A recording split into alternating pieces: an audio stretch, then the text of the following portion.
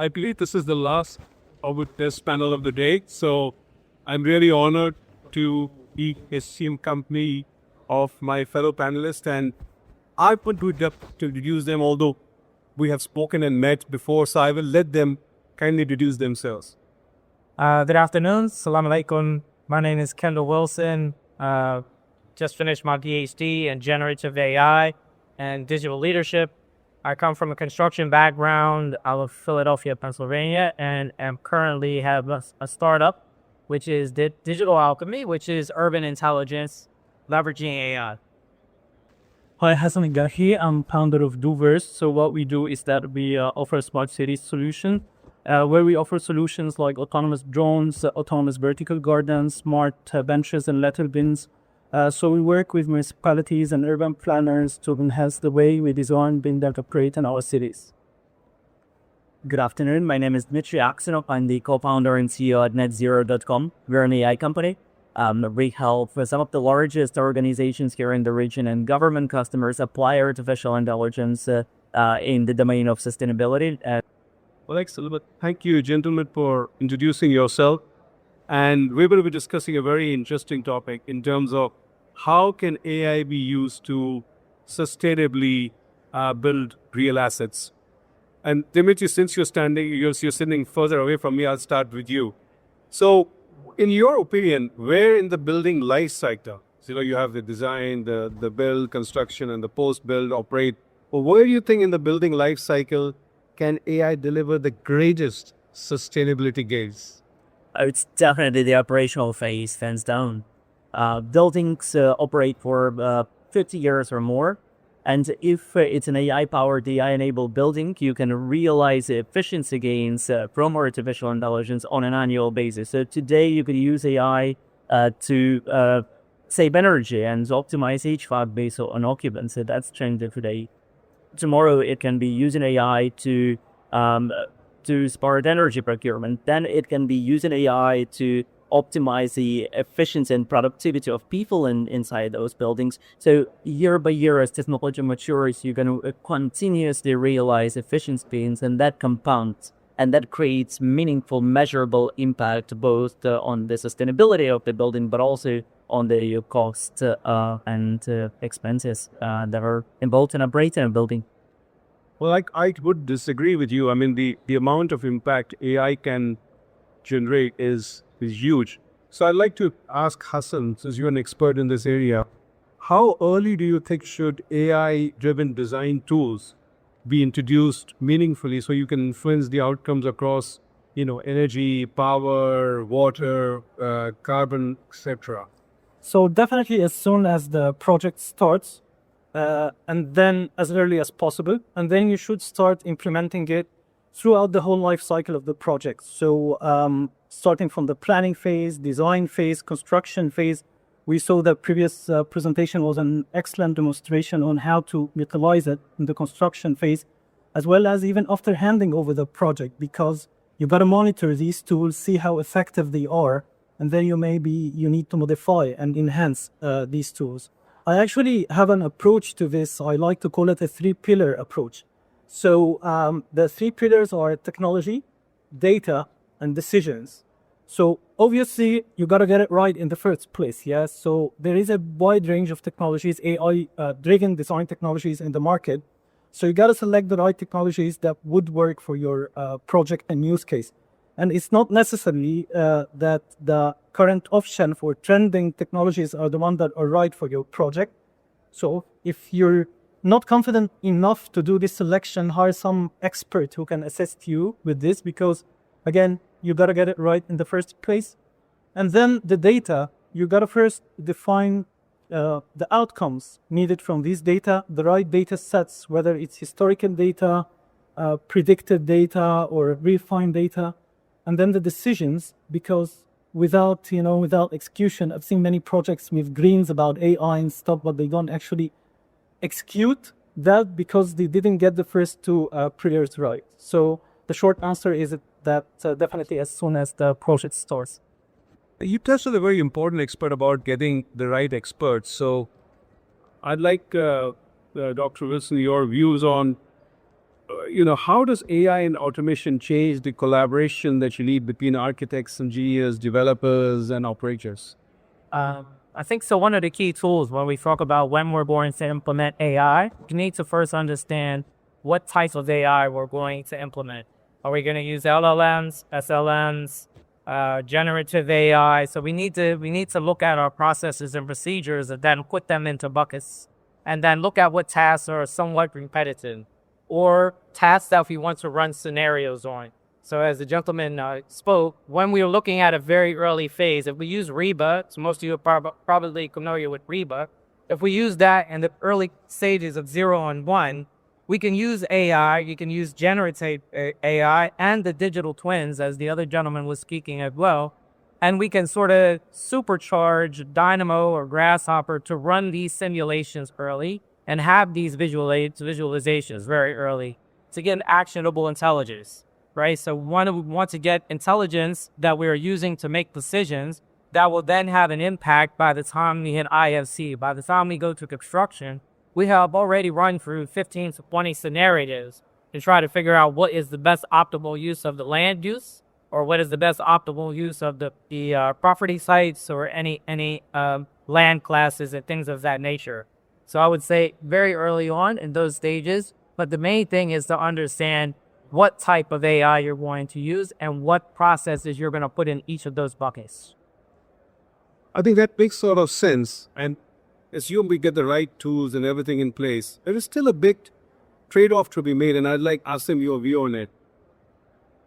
How aggressively do you go for these, sustainability targets and reducing carbon emissions, and balance it with the comfort level and experience of the occupants? Because if it's very hot, you don't want to not give them an air conditioning environment. If it's very warm, if it's very cold, you don't want to freeze them. How do you have the right trade-off between comfort and experience and meeting all these sustainability requirements? Very good question, Gaurav. Okay, so let me give you a real-time example. Okay, so let us pick, let's say, a lot of you know, let's say Dubai Marika.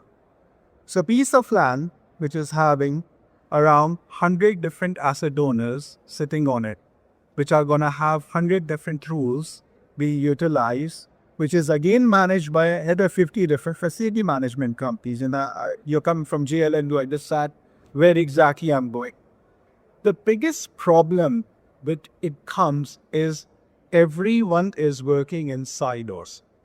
This is the first, hurdle what you have to cross from the asset owner out from the facility management side. When I say silo, see, if you take a building, or let's say this is the building for us, okay? So within this building, the biggest person, or the biggest, the data source of the company is a facility management company. They use a CAFM platform. Then again, this building is connected. If you want to do the energy management, you have to sit on the BMS. A BMS is sitting in a silo. And then there's an enterprise asset management. There are the 100 of different IoT use cases which are there. Bringing all of these silos under one roof and under one layer, that is the biggest challenge what the first asset owner is looking. The second thing, when you go on the energy side, let's say if I go on an energy side, do you know every freehold building, what's the innovation budget inside that? Just try to guess a number, then I'll tell you the number. The innovation budget inside any freehold building as of today existing in UAE is 20,000 dirhams per year. Now, you have to use the data which is coming, use that 20,000 dirhams from a normal building. I'm talking a general building, a 40-floor building, and then give them something which is an ROI driven, some things which can help with the risk, or something that I was hearing with the municipalities, or something where you will go with compliance, and then you can have something where some sort of actionable insights can be created. I think so. These are the key things which you need to do. It's not just by turning the temperature to 26 degrees, which is the typical thing. I do the energy thing, and trust me, there is no common model for anything. There was a very good company came out of Russia. They had a rain box, okay? Not every building in UAE is saying Every building in GCC is different. You have to study, and then you have to the set points on that. That's my key take on that.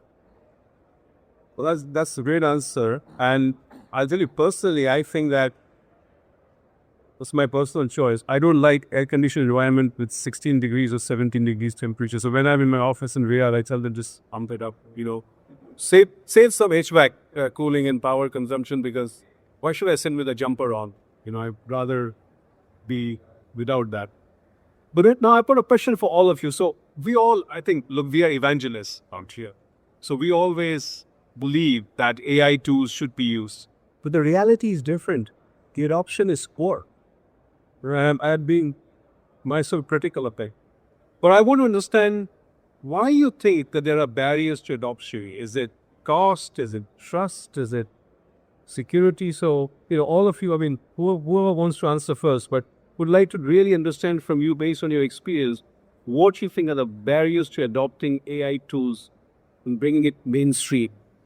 I can kick off with that. So I think change management obviously is a big part of AI adoption, right? And this term that's come around now is FOMO. So you're probably all familiar with FOMO, which was fear of missing out. When you introduce artificial intelligence into any company, or you're trying to inject into any process, you will run into FOMO, which is fear of becoming obsolete. So immediately individuals will be concerned that whatever you're injecting, that AI is meant to replace them at some point. So you have to deal with that up front. That's going to be one of your biggest barriers. So you can't use regular change management process. The second color of that to me is 70-30%. 70% EQ, 30% IQ. It's going to be how you approach the individuals, what your change management looks like, how your personality is. Are you condescending? Are you talking at them? Or are you talking to them? Are you taking them on a journey? Or are you forcing them to come into your world? So you have to look at these as well. The last little bit of that, it comes out of the war colleges, is VACU, which is a change management process from the war colleges in the 1970s, early 80s. Volatility, ambiguity, complexity, and uncertainty. Those 4 pillars, if you could conquer those 4 pillars, you will be able to implement that in any corporate process. Go ahead. Thank you. I think Asim, you were so spot on with the innovation budget, and that's the biggest threat for AI adoption. Because whenever a conservative company hears AI, they're like, okay, that goes into 20,000 dirham innovation budget. So the challenge is, how do you graduate from this innovation budget to become a proper line on the a proper budget line, proper CapEx line and OpEx line? I think building a credible, defensible ROI is the answer to that. But being stuck in that innovation budget is the biggest challenge. And that's a question. Yeah, I was about to say, I think one of the key barriers is the lack of knowledge and lack of trust as well. Obviously, if you're already in the industry, that's not the case. But in many cases, like end users, clients, and governments, people who are dealing with this kind of projects, they have sort of a lack of knowledge and lack of trusting that these tools would be effective in their use case. And then they come up with like a dreamy AI, tender document or something, and then they say it's not meeting our budget or stuff like that. So the lack of trusting, I won't carry that much. I'm not trusting that this would work, is one of the key barriers. So it's back to what I was saying earlier. You got to do the selection right and hire the right experts to actually tell you what would fit within your budget and would be effective to your project and use case. I think so. One of the key things where the adoption challenges are is everything on one go. So that's always a very, very big issue. Budgets, of course, play a very big role in the decision making. You have to work with both stakeholders, but if from the asset owner side, if you can really define a proper roadmap rather than throwing everything on one day, if you can design a roadmap with them for 3 years, 5 years, and 10 years, I think so that's where the attention of asset owner is going to happen. Nothing is going to happen overnight. If you see the AI as Gaurav was saying in his speech, and I love it, that he's he's a strict believer in AI. AI is gonna work. But see, if you go today, 140 gigawatt of global capacity of data center is there. 97% of the data centers are booked. But individual server usage is only 12 to 13% as of today. The people who have taken the infrastructure are still not using that infrastructure. Data is there. They just need the right algorithms. That's for all the startups and everyone coming. But if the algorithm can drive the ROI towards energy, that's the first thing they will do, because 3 to 4% of the whole operational process, if you will take around, like say, if you take a hospital, that's the energy bill around that. And as Gaurav said, just decrease your temperature from 22 to 23, you immediately save around 11% of energy bills. So I like the savings bit. Because whilst I run data center and AI business, I have a finance background. So the first thing I always like is to see the money. So maybe Dmitry, I'll give you this challenge. Have you actually really seen sustainability save cost, or at least make it cost neutral? Because a lot of developers are worried that sustainability is going to add another price tag. Absolutely. Making sustainability profitable is one of our taglines, and we typically sell to CFOs, not to the sustainability teams. And whenever we start a new project or onboard a new client, we start from building a business case and building a fair ROI. So there are usually a few different layers to that. There is the kind of easy wins, quick wins, which is using AI to optimize HVAC, using AI to save a little bit of energy by eliminating waste, so switching off from ACs during nighttime, for example, or correlating good weather. But that pretty much pays off for the system. It gets so much more interesting when you go one layer deeper. So when you go into predictive maintenance, if you put all of those sensors for sustainability purposes, you can also extract value from those sensors for preventing the faults, which could save millions. When you go and look into the increase in the value of real estate, it becomes an incredibly compelling ROI story. Especially in Europe and Germany, I think there is about a 50% premium on the rental prices for buildings which are green, which are certified. So that feeds all into the ROI case and business case.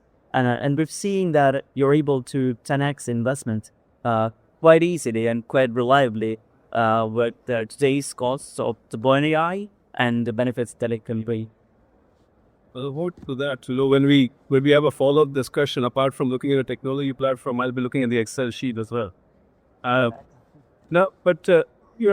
Wilson, keen to get your views on this one. I mean, it does still feel that sustainability is something niche. It's not standard. It's not in the DMA. So what do you think will be the mindset shift which will be required to actually make it mainstream? And just, we talked about Reba, for example, right?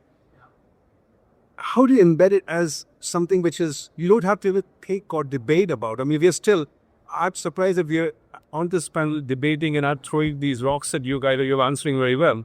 But what do you think will be required to make it more mainstream? I think it's a cultural shift within society itself. All right, so I'll give a very brief story. When I lived in Denmark, I used to get up, and I still get up and go to the gym 4:35 a.m. I was sitting outside of the gym at about 6 a.m. after my workout, and I was drinking my protein shake. I had a young lady walk up to my car, knock on the window. Now, mind you, it's about 6 a.m. in the morning. It's still dark out. It's rainy. I'm from Philadelphia, so my first instinct is to drive off because I'm thinking maybe something's wrong. However, I'm in Denmark, which is quite safety. My car was idling, right? So she knocked on the window. I rolled the window down, and she said, "Don't you love her?" And I said, "I'm sorry, I don't understand. Maybe you're off your meds, not sure what's going on." And she said, "Your car is idling. You're killing Mother Earth when you do that." Right? That means it baked into the culture, right? And this was a young lady at that time. So it's baked into the culture, and it's starting to come into UAE as well. We start to look at me as the Dhamma. We start to look at the overall vision of the leadership as well. It starts to come into the culture. You start to see more sustainability, We'll start to see more recycling initiatives. Once it's baked into the culture, then it will automatically pollinate itself within corporate culture as well. Because you will think about it not only as a goal for your company, but you'll also think of it as a goal for yourself and what you're passing on to the next generation as well. That's very interesting what you said, and it reminded me. I mean, I grew up in India, so there were frequent power cuts. So just got into a habit of turning off the lights when you leave a room, and I still do that. But my kids, they hated when I nagged them for turning the switch off. They said, "How much is it going to cost?" I said, "Sure about cost. Just have a good habit to do that." Yeah, and then you look at it from a corporate perspective. It's the same mindset that be responsible and be frugal. That becomes important. So we talked a lot about cost, but reliability is key as well. And I'd probably, Hasan, like to get your opinion on how reliable you think is AI-generated designs, but there's also fear of hallucination, and we too see hallucinations, that happen. The AI is not perfect, and it will never be perfect. So how do you think how reliable they are, and what human checks are absolutely critical to ensure that you do proper quality assurance? So they are reliable to some extent, but I won't say they are fully reliable. The thing is that the human factor still has to be there. AI makes mistakes, and I think that the way the human mind think is very different from how AI operates. And this is a big discussion. Maybe we can leave it for another panel. What differentiates the human mind from the way AI works? But a little brief into this, there is an element of chaos in the thinking process of the human mind that will never be in an AI algorithm. An AI algorithm can replicate, can imitate the thinking process of humans, but I won't even say, you can either call it algorithm creativity or not, don't call it even creativity. So it still needs the human mind, it still needs high quality data, and in our industry, it's a pretty creative industry, either urban design, architecture, or interior design. So you need the creative part of the human mind. Plus, you cannot 100% rely on the outcomes of the current AI. No, I absolutely agree with you. I think that is absolutely key, to have the combination of AI tools and plus human intervention. But Asim, as you are generating these designs, you're also generating or creating a lot of data. Like in my earlier presentation, I talked about a data in a data center. How do you think that data can be recycled to further enhance quality of designs? Because I'm sure you learn every time you produce a design or you put it in production. How can that feedback loop be generated? Got a very, very good thing. See, 93 to 94% of, we all know, in fact, it's not me, it's Stanford or Harvard, one of the studies where all the LLMs or the AI projects or pilots have failed. The key, I think, so here is how we are doing it is, once we have generated an LLM or we have generated some sort of an AI data analytics, we divide it into multiple customers, into multiple different entities. So let's say similarly with different facility management companies, the different asset owners, and it also has to be regional, also sort of the GCC. We're looking at APAC, we're looking something at European side, and then we try to keep on enhancing those LLMs and then keep on sharing and keep on updating the data. And all of that data which is coming back in, okay, there will be 95% corrections.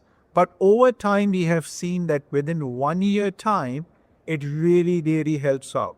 I'm giving you a very good example. So you were doing workforce management, okay? So we started doing this practice with locally here, okay, with a couple of good companies. So we signed up, like say Al-Fateh, we signed up internationally OCS, and we saw that as we were analyzing and working with these companies, we're able to make sure that 30% the workforce reduction and eviction is happening on those workforce, telling them that this area you have high amount of, like say level 3 electricians, but you need a level 4 electricians here, HVAC engineers here. So this is something over time I think so this corrections were happening. But again, you have to study with the asset owner, with the actual, the end customer to really understand their prospect and keep on, making these LLMs better and better. No, absolutely. This continuous learning and the reinforcement learning is absolutely key. I mean, look, the five of us can talk to each other all day, all night as well. But I'd like to invite the very knowledgeable group we have in the audience to either share any views, give us any feedback, or ask us any questions. I mean, by the way, these four are going to answer the question. They're not me. So please feel free to.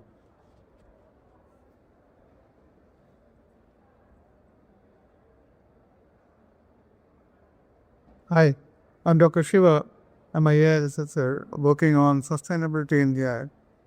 There's a questions to the entire panel. Like, have you, in your experience, has seen any effort to set MBOs for the CXOs on how the measurable MBOs, how they planning to achieve sustainability through AI as a part of the CSR or whatever? Very tricky question. Who wants to volunteer to reply? Okay, I'll take the question, doctor. Okay, so one of the things is, let's start with CSR. Okay, so UAE, I don't know if a lot of you know, UAE is now having the comprehensive sustainability law. Okay, there's up to 2 million dirhams of fine around that. There are separate bodies which have been formed. So let's say here there is a Bajura, which is basically a CSR, initiative, which is helping around that. What I know in the future where governments and those heads are talking is there will be some sort of a corporate tax break which is going to come also on the sustainable initiative, something what is already happening in Asia and Europe side. So yes, there is a lot of talks which are happening on top of that. Other people can continue on that. Yeah. Yes, probably if I may then focus the question, in particular with sustainability using AI. That's my question. Okay. See again, AI will be the most comprehensive part driving the sustainability around that. Okay, so I gave you one good question. Okay, so I'll give you a live project. Okay, so one of the projects which you were doing was basically in the country where there is a huge water issues. You know, if you look at the first top 30 countries which are having the biggest water issues, you'll find 25 of those countries are giving water free to the to be citizens. Okay, we have been also part of it, Pakistan being part of it. Now, if you can just put pressure sensors on the infrastructure, you will immediately able to realize how the infrastructure is performing, where are the leaks, and that itself is worth one dam within first year itself, which is somewhere a $12 billion sale. Just by putting those sensors, you can have that network, you can lay it out in a fancy digital twin, or you can just have a report coming out from that. Then you can do metering on top of it. Here you go, 30%, 5 years, you have 5 to 6 gaps which can be seen. So AI, yes, plays a very, very big impact on that. Then individually, every corporate has its own responsibility. And I work with different corporates. So the top 50, let's say if you are a public listed company as of today, you have to do the sustainability report. And I see how everyone is using this a very specific software, which is known as an HSE software for the sustainability and energy. And I see how people are using towards that. I have seen Parsar reports, how they are coming out towards energy and the waste side. I have seen the Wassel reports, how they're coming out. I have seen internationally also Lexicine, Dardi in Malaysia, how they're doing it. It's a pretty interesting fact how they're trying to leverage the data, take the data from those reports and use certain type of AI and try to ask people that, can you write these algorithms on top? So for sure, I have seen those efforts from the asset owner. So there is a sustainability director in each and every organization thesis. I think so these gentlemen can add more on top of that. Yeah, I think a quick reality check for me. So even a big company, they would typically have a couple $1 million a year of sustainability budget. That's it. That's not enough room to deploy a really impactful AI models. So to create impacts, enduring and sustainability, you need to build an ROI case and get out of this budget and to be relevant for the entire company, for the board or the CFO. And when you create this business case, when you show that application of artificial intelligence can save you 10, 20, 30, $50 million a year, then it creates room to actually achieve impact, including the sustainability. So I think that's the most important first step, is to unlock the budget, unlock the room to play by showing significant value, and then maybe that's possible. Yeah, I could probably touch on that quickly as well. So another way to do that is, as he talked about, everything happens in silos. So you have smart cities here, you have digital twin here, and then you kind of have sustainability sitting over here. But if you start to ground yourself, ISO 37120, 37021, 37122. All right, these are all smart city key performance indicators that feed into sustainability, and then that feeds up into the UN SDGs as well. So if you layer those in, then it's automatically built into how you're going to plan that building or how you're going to plan that city. And it's also going to cascade down to the individual types of IoT sensors that you're going to use as well. So going back to those ISO standards and then having them cascade up and cascade down will help you with that overall process as well, and being able to sell that as far as to a corporate establishment. Any other last question or comment or feedback from anyone in the audience? Yes.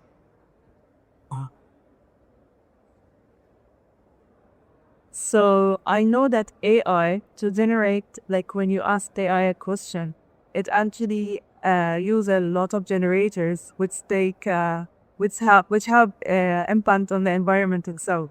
So how AI is sustainable? Is it?